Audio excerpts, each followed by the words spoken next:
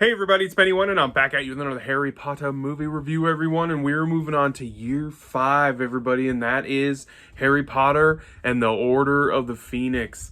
This has always been one of my favorite Harry Potter movies, and it still is today, everyone. It's usually the one that I kind of put at number 1, but this ranking that I'm going to do with these movies, it's going to be hard and it's going to be interesting, so we will see. But yes, I've always enjoyed this movie a lot. So this came out in 2007, just 2 years after the fourth movie did in 2005.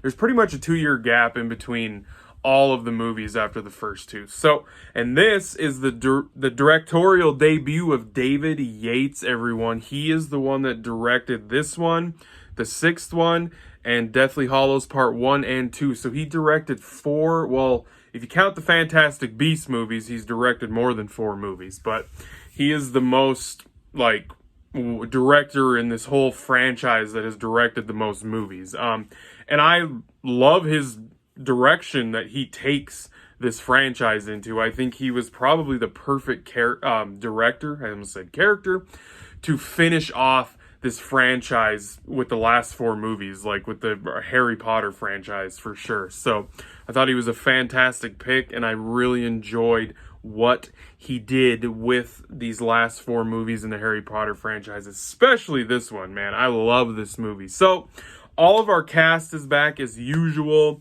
That has been in all of these movies so far. You know, Harry, Ron, Hermione, Dumbledore, just everybody's back. Snape, they're all back in this movie. And then, of course, like every year, we have our new cast members coming into the movies. In year 5, we have Ivana Lynch, who plays Luna Lovegood, a student, everyone.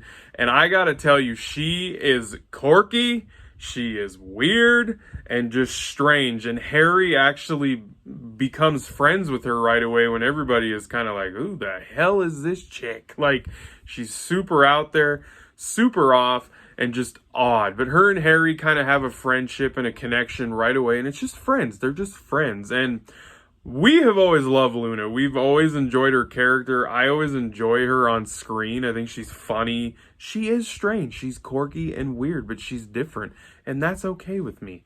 In fact, me and my wife love this character so much and think she's cool, we named our dog, our golden retriever, Luna, after Luna Lovegood. That is right, everyone. So a great addition to the cast.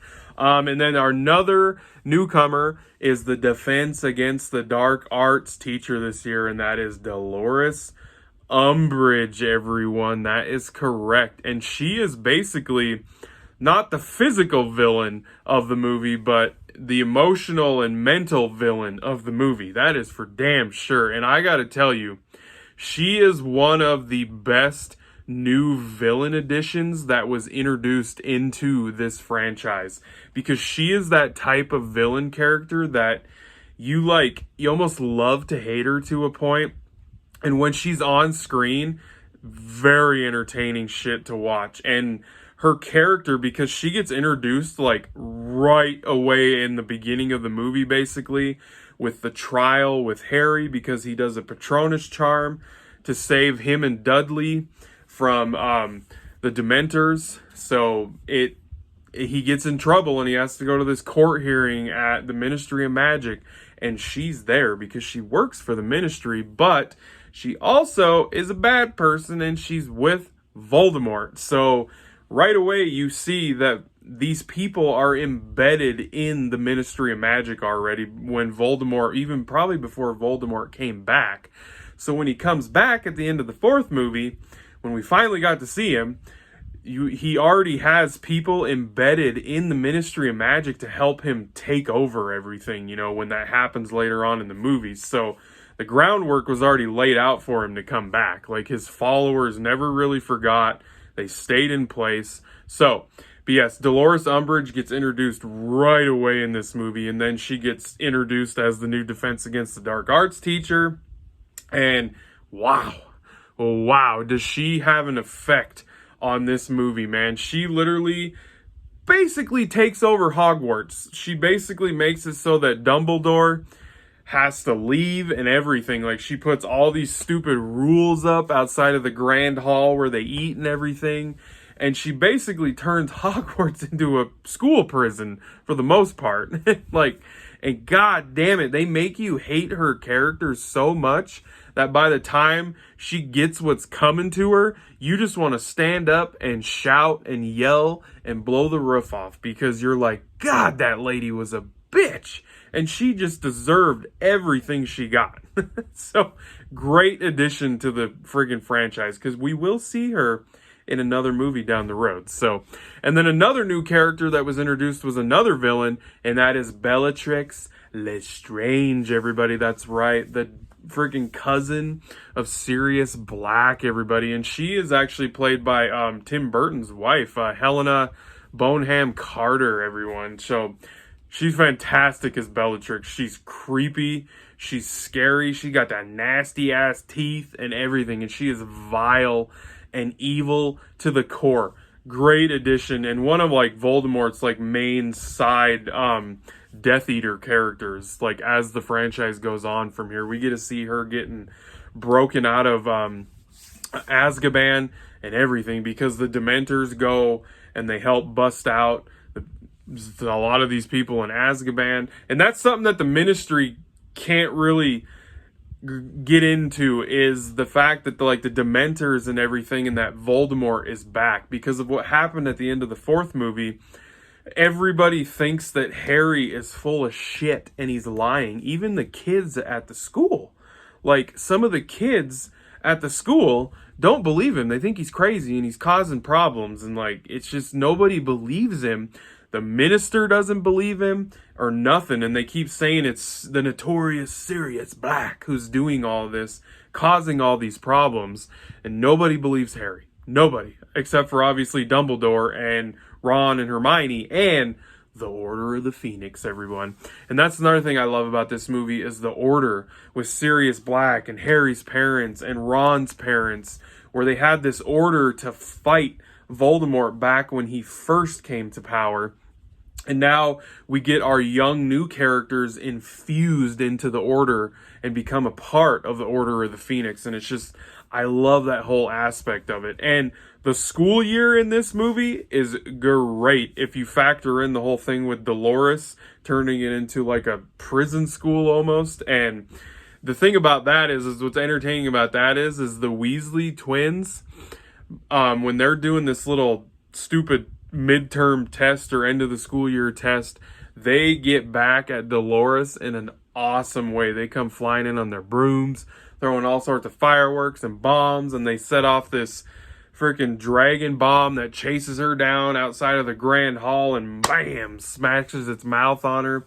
And their little fireworks all blow up all those stupid new rules that she has hanging out. It's just awesome. It's just that fun, witty Hogwarts shit that goes on, because it still happens even though she's turning the school into this bad prison-like school setting. But you get all of your winter and all of that stuff that they do in the movies, where they always do some kind of thing during the winter. And then what's cool about this one is that Harry actually finally takes that step forward into becoming that leader that they've been hyping him up and building him up to in the first four movies. He finally takes that step into becoming a leader once everybody believes him, when all the kids, that are in all these movies start to believe him and be like, okay, well, so Voldemort really is back and we need to learn how to defend ourselves, because Dolores actually starts making it so that they don't know how to defend themselves. The way she's teaching shit in the Defense Against the Dark Arts class, she's teaching them things to not learn how to defend themselves. So Harry and Ron and Hermione put together Dumbledore's army, and they find the Room of Requirement, which is an awesome room that is used in this movie and he trains the students how to use these defensive spells and attacking spells and all this stuff. So we get to see Harry become the leader that he's supposed to be. Finally, in the fifth movie, we finally get to see it. And we get to see all these cool training sessions and this silly shit where Draco and them are trying to find them and capture them and everything, which they do eventually get caught. But it's just an entertaining thing. And then when we get to the third act of the movie, we finally get to see some wizard action. We get to see wizard battles and everything with the old school Order of the Phoenix, and then our new version of the new younger characters, Dumbledore's army, fighting against the not the Dementors, but they were fighting against them, like Lucius Malfoy and the Dementors and all this shit. It was awesome against these Death Eaters. Bellatrix Lestrange, Sirius Black was there, and everything, and it was such a cool sequence to get to finally see these wizard battles with stakes and more. It has more meaning to them because they're actually like, it's a war. Like, the war has started between Voldemort's army and Harry and Dumbledore's army with the Order of the Phoenix. It finally happened, and the effects were badass, and there is something super emotional that happens in this third act.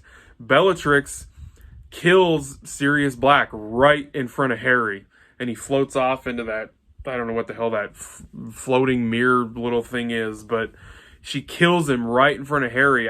Harry loses so much in his life, like so much. He lost his parents. I mean, he watched, it's just, the guy goes through so much emotional shit, and he lost his godfather, who was his only family member, basically, right in front of him. So he goes after Bellatrix, and then Voldemort shows up right when he's got her down on the ground, and he's like, you know the spell, do it. He's trying to convince him to do it.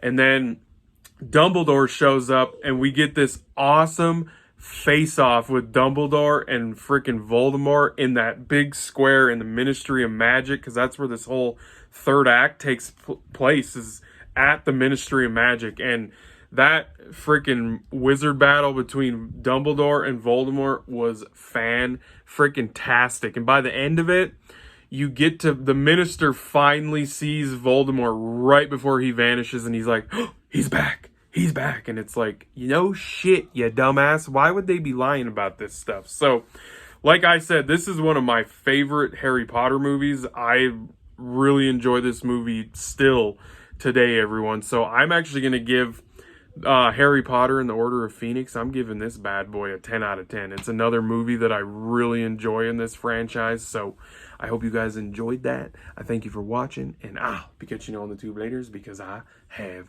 spoken.